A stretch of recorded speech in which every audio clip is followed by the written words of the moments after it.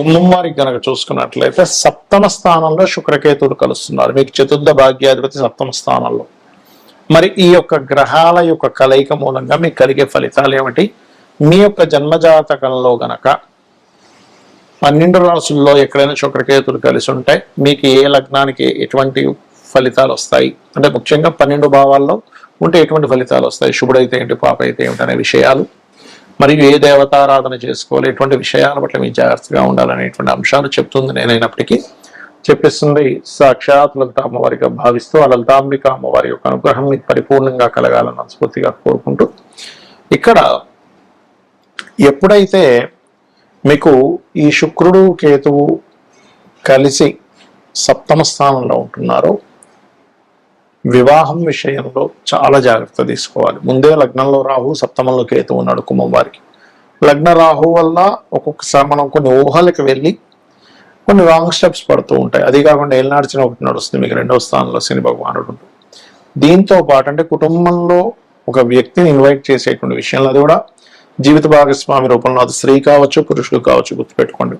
అయితే ఇది శుక్రుడు కేతు అనేటువంటి ముఖ్యంగా పురుషులకి ఎక్కువ ఎఫెక్ట్ ఉంటుంది, ఎందుకంటే స్త్రీకారకుడు శుక్రుడు కాబట్టి. ఇక్కడ ఒక్కసారి మంచి మంచి సంబంధాలు వదులుకొని మీకు సెట్ కానటువంటి మీ మెంటాలిటీకి కావచ్చు, ఏదైనా సరే సెట్ కానటువంటి సంబంధాలు చేసుకునే ఛాన్సెస్ ఉంటాయి. ఒక్కొక్కసారి వెక్స్ అయిపోయి చేస్తూ ఉంటాను. చూడండి, 10 సంబంధాలు చూసాము, ఎవరు సరిగ్గా రెస్పాన్స్ ఇవ్వట్లేదు, సరే మీరు రెస్పాన్స్ ఇస్తున్నారు ఏదో కానీ ఇచ్చేసేయండి అంటాం. తీరా తర్వాత చూస్తే మీ మైండ్ సెట్కి సెట్ అవ్వదు, మీ టేస్ట్కి సెట్ అవ్వదు, మీ థాట్ ప్రాసెస్ వేరే ఉంటుంది, వాళ్ళ థాట్ ప్రాసెస్ వేరే ఉంటుంది. మీరు అన్ని డిగ్నిఫైడ్గా ఒక సిస్టమేటిక్గా ఉండాలనుకుంటే వాళ్ళంత సిస్టమేటిక్గా ఉండకపోవచ్చు. ఇట్లా రకరకాలు ఉంటాయి. ధనం ఒకటే కాదు ప్రియారిటీ, ఇలాంటివన్నీ ఇబ్బందులు వస్తూ ఉంటాయి. సప్తమంలో శుక్రకేతులు ఉంటున్నారు కాబట్టి వీలైనంత మటుకు జూలై 5వ తేదీ నుంచి 30వ తేదీ వరకు ఈ 2 గ్రహాలు కలిసి ఉంటాయి కాబట్టి ఈ యొక్క విషయంలో మీరు జాగ్రత్తగా ఉండండి. అదేవిధంగా వాహనాలు తీసుకునేటప్పుడు మరియు పెద్ద మొత్తంలో ధనాన్ని మీ యొక్క జీవిత భాగస్వామి పేరు మీద ఏదైనా ఫిక్స్డ్ డిపాజిట్ చేసేటప్పుడు, వాహనాల మీద మీరు మీ జీవిత భాగస్వామి కలిసి ప్రయాణం చేసేటప్పుడు, సామాజిక విషయాల్లో సోషల్ మీడియాస్లో ఒక్కొక్కసారి మనం మాట్లాడేటువంటి అంశాలు కొన్నిసార్లు ఏమవుతుంటాయంటే అది రాంగ్గా వెళ్తూ ఉంటాయి. అటువంటి విషయాల్లోని కాస్త జాగ్రత్తగా ఉండాలి, గుర్తుపెట్టుకోండి. అదేవిధంగా మరొక విషయం ఏంటంటే ఇక్కడ గమనించినట్లయితే మీరు ఎప్పుడైతే ఈ శుక్రకేతు సంబంధం సప్తమ స్థానంలో ఉంటుందో ఇది కొంతమందికి చూడండి బ్యాక్ పెయిన్స్ లాంటివి వస్తూ ఉంటాయి. అది జీవిత భాగస్వామికి కావచ్చు. అలాగే ఒక్కొక్కసారి కొన్ని వివాహ సంబంధించిన విషయాలు గతంలో, అంటే మనం ఈ వీడియో చూడకముందు ఎప్పుడైనా ఫిక్స్ చేసుకున్నా కూడా ఆ టైంలో మరి ఎలాగంటే మరి 25 డేస్లో మేము అనుకుంటే కనుక ఇంట్లో ఖచ్చితంగా లక్ష్మీ గణపతి యొక్క హోమం చేయించండి. అది ఒకవేళ వీడియో చూడకముందు గృహం తీసేసుకోవడానికి, వాహనం తీసుకోవడానికి, వివాహం చేసుకోవడానికి, లాంగ్ జర్నీ వెళ్ళడానికి ఇట్లాంటి డెసిషన్స్ అన్న తీసేసుకున్నాము. మేము ఆల్రెడీ ఒక పార్ట్నర్ని కూడా మేము మా బిజినెస్లో అనుకుంటున్నాము, కానీ ఇప్పుడు వీడియో చూస్తే ఇవేవి చేయకూడదని ఉంది శుక్రకేతులు సప్తమంలో ఉన్నందుకు అన్నప్పుడు, తప్పనిసరి పరిస్థితుల్లో ఉన్నప్పుడు గణపతి క్షేత్రానికి వెళ్ళడం కానీ, లక్ష్మీ గణపతి యొక్క హోమం చేసుకోవడం కానీ చేయండి. మరియు నవగ్రహాల్లో రాహు కేతు శుక్ర గ్రహాల దగ్గర దీపారాధన చేయండి. రావి చెట్టు చుట్టూ ప్రదక్షిణం చేసుకోండి, అన్ని విధాలా బాగుంటుంది. ఈ శుక్రకేతువుల యొక్క ఏదైతే కాంబినేషన్ ఉంటుందో ఇది చూడండి, ఒక్కొక్కసారి మీ పర్సనల్ చార్ట్లో ఉంటుంది. అది స్త్రీలకు ఉంటే ఒక రకమైన ఫలితం ఇస్తుంది, పురుషులకైతే ఒక రకమైన ఫలితం ఇస్తుంది. మీ లగ్నం ఏదైందో, మీ లగ్నానికి శుక్రుడు ఎన్నో అధిపతి, శుక్రకేతువులు ఏ భావంలో కలిసి ఉన్నారు అనే దాని మీద ఫలితాలు మారిపోతూ ఉంటాయి. జనరల్గా తీసుకుంటే శుక్రుడు ధనకారకుడు, శుక్రుడు వివాహానికి కారకుడు, శుక్రుడు వాహనానికి కారకుడు, గృహానికి కారకుడు, స్త్రీమూర్తికి కారకుడు శుక్రుడు. మరి ఈ యొక్క విషయాల్లో ఆటంకం కలుగుతుందా కలగదా అనేటువంటిదంతా కూడా మీకు ఆ మహాదశ వస్తుందా రాలేదా, రానుందా, అయిపోయిందా, చిన్నప్పుడు అయిపోయింది శుక్ర మహాదశ కేతు దశ.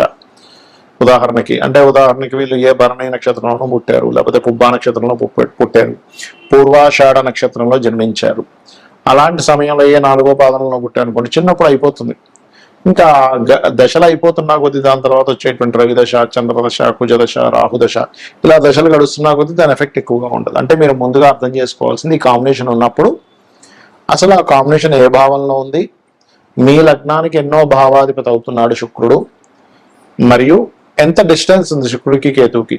శుక్రుడు 1 డిగ్రీలో ఉంది, ఎక్కడో ఆ యొక్క రాహు కేతు 30 డిగ్రీస్లోనే ఉన్నాడు, లేకపోతే 10 డిగ్రీస్ దాటిపోయి ఉన్నాడు, అప్పుడు కూడా ఎఫెక్ట్ ఎక్కువగా ఉండదు. ఏక నక్షత్రం కాకుండా డిఫరెంట్ నక్షత్రాల్లో ఉంటే కూడా ప్రభావం తగ్గుతుంది, గుర్తుపెట్టుకోండి. అలాగే మరొక విషయం ఏంటంటే ఇది ఎన్నో భావంలో ఉందో చూసుకోవాలి. 2వ భావంలో ఉన్నాడు, చాలా క్లోజ్ కంజంక్షన్లో, అప్పుడు మీరు ఎట్టి పరిస్థితుల్లో మీరు ధనంగానికి ఎవరికైనా ఇచ్చారంటే తిరిగి రాదు, గుర్తుపెట్టుకోండి. 3వ భావంలో ఉన్నాడు, మీరు స్త్రీలతో ఎవరితో కమ్యూనికేట్ చేసేటప్పుడు జాగ్రత్తగా ఉండాలి. ఒకవేళ లగ్నంలో ఉన్నాడు, అలాంటప్పుడు ఏంటి వాళ్ళకి కొన్నిసార్లు దాని లగ్నంలో ఉండే సర్పదోషం కింద చెప్తారు. ఎందుకంటే శుక్రకేతు is also one of the సర్పదోష. దీనికి రావి చెట్టు చుట్టూ ప్రదక్షిణాలు చేయడము, సర్పసూక్త పారాయణం చేయడము, లేనట్లయితే మనకి ఈ గరుడ పురాణం చదవడము, ఇలాంటివి చేసుకుంటూ ఉంటారు. ఒకవేళ 4వ భావంలో ఉందనుకోండి, అప్పుడు ఆ పర్టికులర్గా అంటే శుక్ర మహర్దశలు లేదా అంతర్దశలు, కేతు మహర్దశలు అంతర్దశల్లో ప్రత్యేకంగా ఇక్కడ ఈ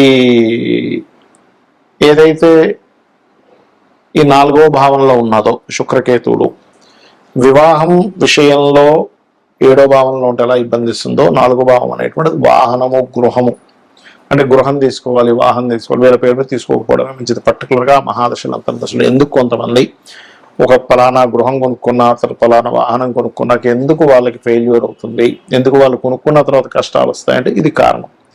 పంచమంలో ఉందనుకోండి శుక్రకేతువులు, అప్పుడు ఇచ్చేటువంటి రిజల్ట్స్ ఏమిటి అని చెప్పి చూసుకున్నట్లయితే పర్టికులర్గా ఈ సంతానం విషయంలో, సంతాన సంబంధించినటువంటి అంశాల్లో ఆ రకంగా ఉంటుంది చెప్పాలంటే. ఇక అదేవిధంగా 6వ భావం, ఇక్కడ 6వ భావంలో ఎప్పుడైనా శుక్రుడు కేతు ఉంటే అది వివాహం మీద ఎక్కువ ఎఫెక్ట్ చూపిస్తుంది. 7లో ఉన్న 6లో ఉన్నాయి, ఎందుకంటే సప్తమానికి వ్యయభావంలో శుక్రుడు వివాహ కారకుడు ఉండడం అన్నమాట. దీనికి కారణం అదేంటంటే 6 రోగస్థానం కదా, అంటే రోగ సంబంధించిన ఇస్తాడు. హార్మోనియల్ రిలేటెడ్ ఇష్యూస్, కడుపులో ఇబ్బంది రావడము, అదేవిధంగా స్త్రీలతో అనవసరంగా శత్రుత్వాలు రావడం, ఎందుకంటే రుణ రోగ శత్రు సంబంధం కదా, అందుకని స్త్రీలకు అప్పులు ఇవ్వడం ద్వారా ఇబ్బంది రావడం జరుగుతూ ఉంటుంది. సప్తమం అయితే వివాహము, సామాజిక విషయాలు, ఇట్లాంటివన్నీ కూడా. లీగల్ ఇష్యూస్ కూడా చెప్తాం శుక్రకేతువులు సప్తమంలో ఉన్నప్పుడు. సహజంగా సప్తమం అనేటువంటి లీగల్ ఇష్యూస్. అదేవిధంగా అష్టమం, ఎక్కడా కూడా శుక్రుడు కనుక శుక్రకేతువులు కలిసి ఉంటే, శుక్రుడు సింగిల్గా ఉంటే వేరు, మీ లగ్నానికి శుభుడైతే తాతగారు ఆస్తి విపరీతంగా వస్తుంది. కానీ కేతువుతో కలిసినప్పుడు ఏమవుతుందంటే తాతగారి యొక్క గృహంలో వీళ్ళు ఉండకూడదు, ఉన్నా కొద్దీ వాళ్ళకి పెద్దగా ఎదుగుదల ఉండదు. ఒకవేళ ఆ ఆస్తి వచ్చినా సరే అమ్మేసి కూడా కొనుక్కోవాలి, తాతగారు ఆస్తి వస్తే. అదేవిధంగా భాగ్యభావంలో ఉంటే తండ్రి గనక మంచి గణపతి ఉపాసకులైనా అమ్మవారి ఉపాసకులైనా చాలా బాగా ఉంటుంది ఆ ఇంటికి. అదేవిధంగా వీళ్ళు ఎక్కువగా గణపతి క్షేత్రాలకి లేదా అమ్మవారి క్షేత్రాలకి వెళ్ళినట్లయితే మరింత బాగుంటుంది, గుర్తుపెట్టుకోండి. అదేవిధంగా దశమ స్థానం అంటే శుక్రకేతువులు కనుక దశమంలో ఉన్నట్లయితే ఇక్కడ ఈ వృత్తి సంబంధించినటువంటి విషయంలో గమనించుకున్నట్లయితే వీళ్ళకి వృత్తి వ్యాపార సంబంధించినటువంటి అంశాల్లో, ముఖ్యంగా లాభమైతే వ్యాపారము, దశమైతే వృత్తి సంబంధించినటువంటి విషయంలో ఇక్కడ ఏంటంటే చేస్తున్నటువంటి జాబ్లోనే కొంతమంది స్త్రీమూర్తి మూలంగా కొంత ఇబ్బందులు వస్తూ ఉంటాయి, అది ప్రధానంగా చూసుకోవాలి. అలాగే లాభస్థానం అనుకోండి, వ్యాపారం 12వ స్థానం అయితే తండ్రి యొక్క ఆస్తి. ఈ రకంగా అక్కడ ఉండేటువంటి పోర్ట్ఫోలియోస్ ఏమిటి, ఒక్కొక్కసారి వీళ్ళకి స్పిరిచువల్ లైన్లో ఉండేటువంటి వారికి శుక్రకేతు ఇబ్బంది ఏమి ఇవ్వదు, గుర్తుపెట్టుకోండి, ఏమీ ఉండదు స్పిరిచువల్ లైన్లో ఉండేటువంటి వారికి. అదేవిధంగా కొంతమంది సర్జన్స్ ఉంటారు, కుజుడుగా కలిసి వచ్చాడు, గైనికల్ రిలేటెడ్ ఇష్యూస్ సర్జన్స్ ఉంటారు, వాళ్ళకి ఇబ్బంది ఉండదు మళ్ళీ. అలాగే అమ్మవారి టెంపుల్లో ఏదైనా పూజ చేసుకుంటూ ఉంటారు, లేకపోతే గణపతి చేసుకుంటూ ఉంటారు, వాళ్ళకి ఇబ్బంది ఉండదు, వాళ్ళకి మంచి ఫలితాలు ఇస్తుంది. అయితే ఈ కాంబినేషన్ ఉన్నప్పుడు మాత్రం లక్ష్మీ గణపతి ఆరాధన చేయడం అన్ని విధాల ఉత్తమం. శ్రీమాత్రే నమః.